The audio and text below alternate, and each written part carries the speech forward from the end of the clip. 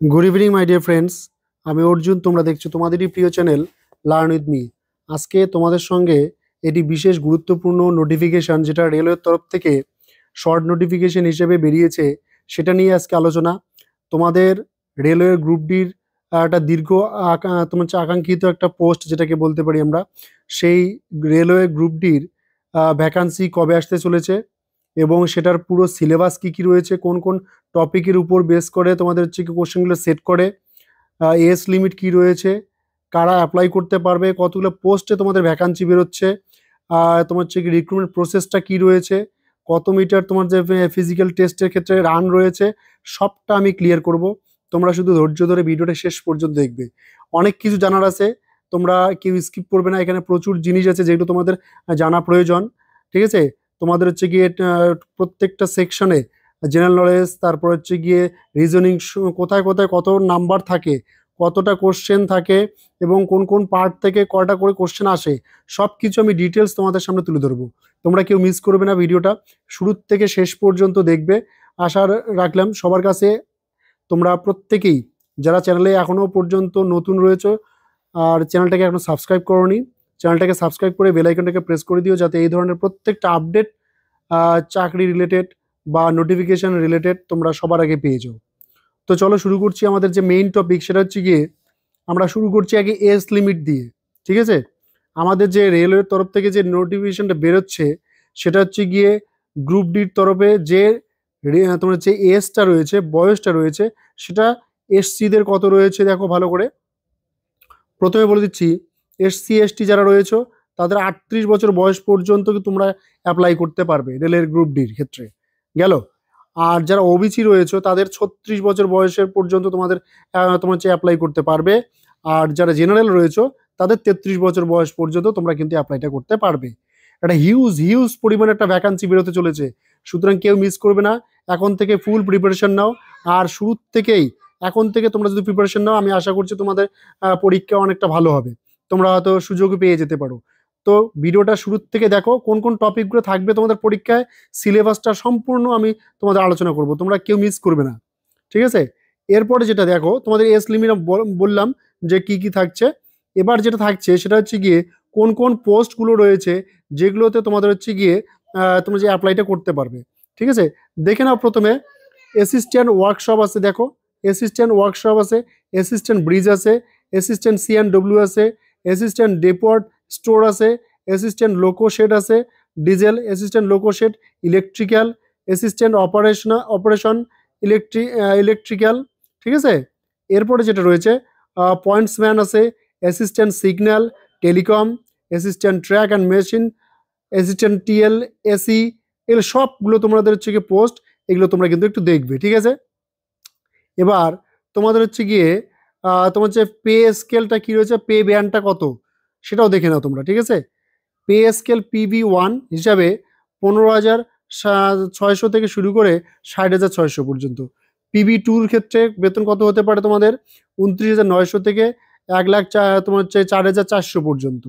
PV3 ক্ষেত্রে 46,800 থেকে শুরু করে বেতন তোমাদের হচ্ছে গিয়ে 1,17,300 পর্যন্ত বেতন হতে পারে তোমাদের।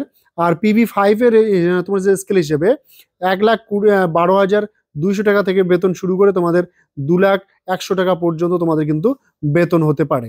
ঠিক আছে? তো এইটা হচ্ছে গিয়ে তোমার পে স্কেল আর পে ব্যান্ড গেল। ঠিক আছে? এক্ষেত্রে স্যালারি যে কম্পোনেন্টসগুলো রয়েছে, স্যালারি অ্যামাউন্টগুলো তোমাদের বেসিক পে কত, ডিএ কত, এইচআরএ কত, টিএ কত, সবটা তোমরা দেখো। কি বলছে দেখো, বেসিক পে এখানে কত রয়েছে, 18,000 টাকা। ক্লিয়ার? ডিএ 12% বেসিক পে দিবে, সেক্ষেত্রে 2,160 টাকা। এইচআরএ 24% বেসিক পে, সেখানে 4,300 তোমার হচ্ছে 20 টাকা। আর টিএ যেটা রয়েছে, হ্যাঁ, ট্রাভেল অ্যালাওয়েন্স যেটাকে আমরা বলি, সেক্ষেত্রে 4,000 হচ্ছে গিয়ে 32 টাকা। গ্রস স্যালারি যেটা তোমরা পাবে, সেটা পাবে 28,512 টাকা। ঠিক আছে? এটা তোমাদের কিন্তু গ্রস স্যালারি। এবার এবার গ্রুপ ডির ক্ষেত্রে এগুলো। ঠিক আছে? তোমার হচ্ছে ভ্যাকান্সির ক্ষেত্রে বলি, ভ্যাকান্সি তোমাদের ভালো করে মন দিয়ে শোনো, ভ্যাকান্সি একটা হিউজ পরিমাণ ভ্যাকান্সি বেরোতে চলেছে। আমি বারবার বলছি তোমাদের, প্রত্যেকেই এখন থেকে আদা জল খেয়ে লেগে যাও, কারণ একটা প্রচুর পরিমাণে ভ্যাকান্সি আসতে চলেছে। কবে আসবে সেটাও আমি তোমাদের দেখিয়ে দিচ্ছি। ঠিক আছে? তো ভ্যাকান্সিটা কি বলছে, As for now, there has been no confirmation of the number of vacancies for the Group D post under India Railways. Indian রেলওয়ের তরফ থেকে কোনো রকমের এখনো কোনো সঠিক কনফার্মেশন বলেনি। তবে আইডিয়া করা যাচ্ছে যেহেতু 19, 20, তোমার হচ্ছে 21, 22 এদিক থেকে সমস্ত ভ্যাকান্সিগুলো এখনো পড়ে রয়েছে, সমস্ত ভ্যাকান্সি মিলে যেটা দেখা যাচ্ছে 1.7 লাখ, অর্থাৎ 1,70,000-এর মতো তোমাদের হচ্ছে গিয়ে ভ্যাকান্সি কিন্তু বেরোতে চলেছে। একটা বিশাল বড় ভ্যাকান্সি। সেক্ষেত্রে তোমরা এখন থেকে যদি প্রিপারেশন না নাও তাহলে এই সুযোগটা কিন্তু হাতছাড়া হয়ে যাবে, কেউ মিস করো না। Online apply for the RRB group D, তোমাদের হচ্ছে গিয়ে পুরোটাই বলে রাখি। তোমাদের প্রথমে কি করতে হবে, নোটিফিকেশনটা বেরোলে তোমাদের হচ্ছে গিয়ে প্রথমে অনলাইনে মোবাইল নাম্বার, ইমেল আইডি দিয়ে একটা রেজিস্ট্রেশন করতে হবে। রেজিস্ট্রেশনে করার পর সেখানে লগ ইন আইডি পাসওয়ার্ড থাকবে, সেই লগ ইন আইডি পাসওয়ার্ড তোমরা মোবাইলের মাধ্যমে পাবে, ওটিপি ঢুকবে একটা সেখানে পাবে, সেটা দিয়ে তোমরা হচ্ছে এডিট ট্যাবে ক্লিক করে অনলাইন মোডে গিয়ে অ্যাপ্লাই মোডে গিয়ে সম্পূর্ণ ফর্মটা ফিল আপ করে ফিস জমা দিয়ে তারপরে কিন্তু তোমরা ফর্মটাকে ফাইনাল সাবমিট দিয়ে দিবে। ক্লিয়ার? এরপরে যেটা তোমাদের বলা আছে যে কোন কোন ডকুমেন্টসগুলো তোমাদের লাগছে, এখানে ভালো করে দেখো।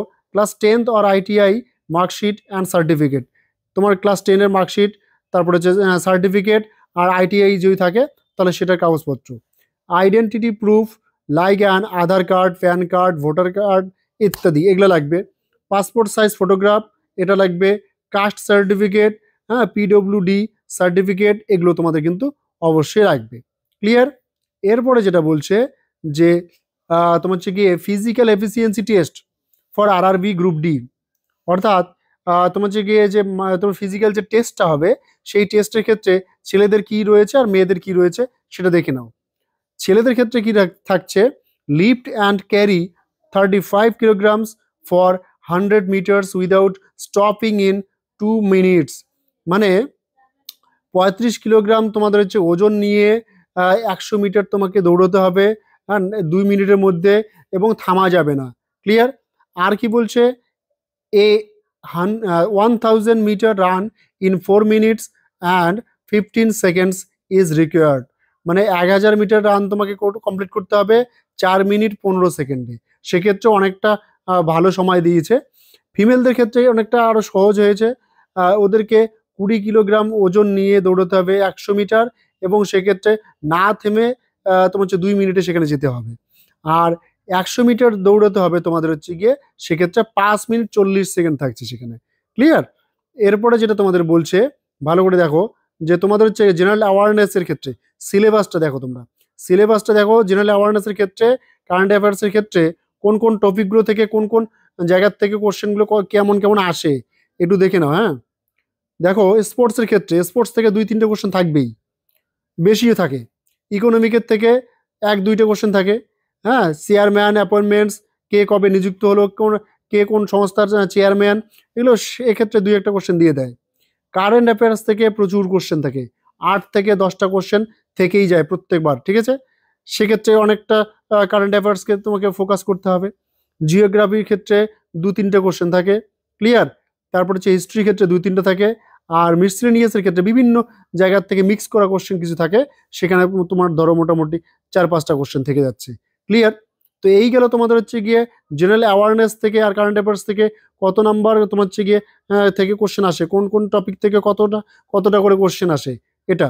এবার তোমাদের হচ্ছে গিয়ে সায়েন্সের ক্ষেত্রে তোমাদের হচ্ছে গিয়ে বলি। ঠিক আছে? জেনারেল ইন্টেলিজেন্সের ক্ষেত্রেও বলবো, আগে সায়েন্সটা বলে নেই।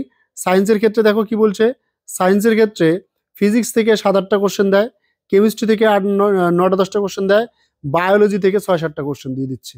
ঠিক আছে? তার মানে সায়েন্সের পোর্শনটা থেকে একটু বেশি প্রশ্ন আসছে, সুতরাং সায়েন্সের পোর্শনটাকে একটু গুরুত্ব বেশি দিতে হবে। এবার রিজনিং এর কথা বলি। রিজনিং কোন কোন টপিকগুলো থেকে তোমরা বেশি পড়বে, দেখো রিজনিং এ কোন কোন টপিকগুলো থেকে কোশ্চেন দিচ্ছে। অ্যানালজিস থেকে দিচ্ছে 2-3টা, অ্যালফাবেটিক্যাল অ্যান্ড নাম্বার সিরিজ থেকে দিচ্ছে 3-4টা, কোডিং ডিকোডিং থেকে 2-3টে দিচ্ছে, ম্যাথামেটিক্যাল অপারেশন থেকে 1-2টে দিচ্ছে, তোমার হচ্ছে সিলোজিজম থেকে দিচ্ছে একটা, ভেন ডায়াগ্রাম থেকে 2-1টা দিচ্ছে। ঠিক আছে? এই সব করে তোমাদের হচ্ছে গিয়ে বাকি পার্টগুলো তোমরা দেখে নিবে। ক্লাসিফিকেশন থেকে 2-3টে দিচ্ছে, ডিরেকশন থেকে 1-2টা, হ্যাঁ, স্টেটমেন্ট, আর্গুমেন্টস, হ্যাঁ, অ্যাজুমশনগুলো এখান থেকে 4-5টা দিচ্ছে। বিভিন্ন জায়গার থেকে তোমার হচ্ছে গিয়ে জেনারেল ইন্টেলিজেন্স বা রিজনিং থেকে কোশ্চেনগুলো কিন্তু হচ্ছে। এবার তোমাদের হচ্ছে গিয়ে যেটা মেইন কথা সেটা হচ্ছে ম্যাথে কোথার থেকে কোশ্চেন দিচ্ছি। দেখো, নাম্বার সিস্টেম থেকে দুই একটা থাকবে, বোর্ড মাস থেকে অর্থাৎ তোমার হচ্ছে গিয়ে সরলীকরণ থেকে, যেটা হচ্ছে গিয়ে আমরা শিখেছিলাম বদমাস রুল, সেই রুলস থেকে যে কোশ্চেন অঙ্কগুলো হয় সেখান থেকে তোমার হচ্ছে 2-3টে কোশ্চেন দেবে। ডেসিমালস ফ্র্যাকশন সেখান থেকে দুই একটা, এভারেজ থেকে দুই একটা, এলসিএম এইচসিএম সেখান থেকে দুই একটা, রেশিও প্রপোর্শন থেকে 2-3টা, পার্সেন্টেজ থেকে 2-3টা, এই করে করে মোটামুটি ম্যাথের পুরো পোর্শনটা তোমাদের কিন্তু কভার করতে হবে। ক্লিয়ার? এবার গেল হচ্ছে গিয়ে তোমার মোটামুটি সিলেবাসটা তোমরা দেখলে। এবার কথা হচ্ছে গিয়ে কোন কোন টপিকে কত করে থাকছে। আমরা তো জিনিসগুলো দেখলাম যে কোন কোন টপিকগুলোতে কোনটা কোনটা কোন কোন পার্ট থেকে কয়টা করে কোশ্চেন থাকছে। এবার ওভারভিউটা দেখে নাও। জেনারেল সায়েন্স থেকে কোশ্চেন থাকবে 25টা, হ্যাঁ, 25টা কোশ্চেন 1 নাম্বার করে 25 নাম্বার। অঙ্ক থেকে 25টা কোশ্চেন থাকবে, একটা করে কোশ্চেনে 1 number, 25 number. General intelligence and reasoning সেখানে 25টা কোশ্চেন থাকবে, 25 number. General awareness and current affairs সেখান থেকে 25টা কোশ্চেন, 25 নাম্বার। ক্লিয়ার? এই হলো 4-25 সঙ্গে 100, 100-র মধ্যে তোমাদের এক্সামটা হবে। এক্সাম প্যাটার্নটা দেখে নিলে, ঠিক আছে। এবার বলছি সিলেকশন প্রসেস। সিলেকশন প্রসেসটা তোমাদের কেমন হবে? সিলেকশন প্রসেস বলি, কম্পিউটার বেসড টেস্ট যেটাকে আমরা সিবিটি বলি, সেই সিবিটি টেস্ট হবে একটা প্রথমে। সেখানে কি কি থাকছে? রিজনিং থাকছে, জেনারেল অ্যাওয়ারনেস থাকবে, ম্যাথামেটিক্স, জেনারেল ইন্টেলিজেন্স যেগুলো বললাম আমি। তারপরে তোমার হচ্ছে ফিজিক্যাল টেস্ট হবে, রানিং, ওয়েট লিফটিং, হ্যাঁ, ইত্যাদি তোমাদের যেটা হয় মাঠে সেগুলো হবে। ডকুমেন্টস ভেরিফিকেশন হবে, তারপরে মেডিকেল এক্সামিনেশন হবে, তারপরে তোমাদের ফাইনাল মেরিট লিস্ট। ক্লিয়ার? এবার তোমাদের যে জিনিসটা বলার সেটা হচ্ছে গিয়ে তোমার এক্সামের ফিস কত লাগছে। তোমার যে ফর্মটা ফিল আপ করার জন্য যে তোমরা ফিস দেবে, সেক্ষেত্রে যারা জেনারেল ওবিসি রয়েছে সেক্ষেত্রে 500 টাকা লাগছে, আর যারা এসসি এসটি ইডব্লিউএস উমেন অর্থাৎ মেয়ে বা মহিলারা তাদের ক্ষেত্রে 250 টাকা লাগছে অ্যাপ্লাইয়ের জন্য। ক্লিয়ার? এবার তোমাদের যে জিনিসটা বলার সেটা হচ্ছে গিয়ে দেখো যে কোথায় নিয়োগটা হতে চলেছে। মেইন জায়গাতে আমরা চলে আসছি এখন। ভারতে তোমার হচ্ছে গিয়ে রেলের তরফ থেকে রিক্রুটমেন্টটা হচ্ছে। ভ্যাকান্সি আমি বললাম 1,70,000 কাছাকাছি ভ্যাকান্সি বেরোতে চলেছে। পদের নাম গ্রুপ ডি পদে তোমার বেরোতে চলেছে। হ্যাঁ, নোটিফিকেশন কবে আসতেছে ভালো করে দেখে নাও এই জায়গাটা। নোটিফিকেশন সম্ভবত তোমাদের জানুয়ারি মাসের দিকেই চলে আসতেছে। এবার নোটিফিকেশন জানুয়ারি মাসে আসলে ওই নোটিফিকেশন বেরিয়ে যাবে, অ্যাপ্লাই করব, তারপরে তোমার যে বই সিলেকশন করব, তারপর 2 মাস রেস্ট নিয়ে তারপর পড়াশোনা করব, পাশ করা যাবে না। তার জন্য তোমরা এখন থেকে, তোমাদেরকে একটু সজাগ করার জন্যই কিন্তু আজকের এই ভিডিওটা, তোমরা এখন থেকে সিরিয়াস হয়ে যাও যে সামনের মাসেই, জানুয়ারি মাসেই তোমাদের হচ্ছে নোটিফিকেশন আসতে চলেছে। হ্যাঁ, খুব বেশি হলে ফেব্রুয়ারির প্রথম দ্বিতীয় সপ্তাহের দিকে যাইতে পারে। তো সেদিক থেকে তোমরা প্রত্যেকেই এখন থেকে সিরিয়াস হয়ে যাও এবং তার জন্য প্রিপারেশন নাও। ক্লিয়ার? এবার তোমাদের হচ্ছে গিয়ে সিলেকশন প্রসেস সব কিছুই বললাম আমি, ঠিক আছে। এবার কথা হচ্ছে গিয়ে তোমাদের কোন কোন ক্ষেত্রে এলিজিবিলিটি কি রয়েছে, এজ লিমিট কি রয়েছে, সবটা বলা ছিল। এবার আমি এটা ওভারভিউ দেখে দিচ্ছি তোমাদেরকে, ঠিক আছে। দেখো কি বলছে। ভ্যাকান্সিস 1.7 লাখ পোস্ট, অর্থাৎ 1,70,000 হতে পারে। এলিজিবিলিটি 10th পাস বা আইটিআই তোমাদের হচ্ছে হলে হবে। বয়স 18 থেকে 33 বছর, এজ রিল্যাক্সেশন সেখানে পাবে তোমরা। আর সিবিটি ক্ষেত্রে সিলেকশন প্রসেসটা কী হবে? সিবিটি অর্থাৎ একটা কম্পিউটার বেসড টেস্ট হবে, আর পিইটি হবে, একটা মাঠ হবে তোমাদের সেখানে। তারপরে হচ্ছে ডকুমেন্টস ভেরিফিকেশন হবে, মেডিকেল হবে তোমাদের। তোমার হচ্ছে গিয়ে মেরিট লিস্ট তৈরি হয়ে গেলে তোমরা জবটা পেয়ে যাবে। আর স্যালারি যেটা হবে সেটা হচ্ছে গিয়ে লেভেল 4 হিসেবে হবে। 21,900 থেকে শুরু করে 69,100 পর্যন্ত তোমাদের কিন্তু বেতন লেভেলটা হবে। তো আজকে এখনো পর্যন্ত তোমরা যারা দেখছো ভিডিওটা, অথচ ভিডিওটাতে দেখার পরেও সাবস্ক্রাইব করো চ্যানেলটাকে সাবস্ক্রাইব করো, বেল আইকনটাকে প্রেস করে দিও, যাতে এই ধরনের প্রত্যেকটা আপডেট ভিডিও তোমরা সবার আগে পেয়ে যাও। তো চলো, দেখা হচ্ছে নতুন একটা ভিডিওতে। ততক্ষণ পর্যন্ত সুস্থ থেকো, ভালো থেকো, টাটা।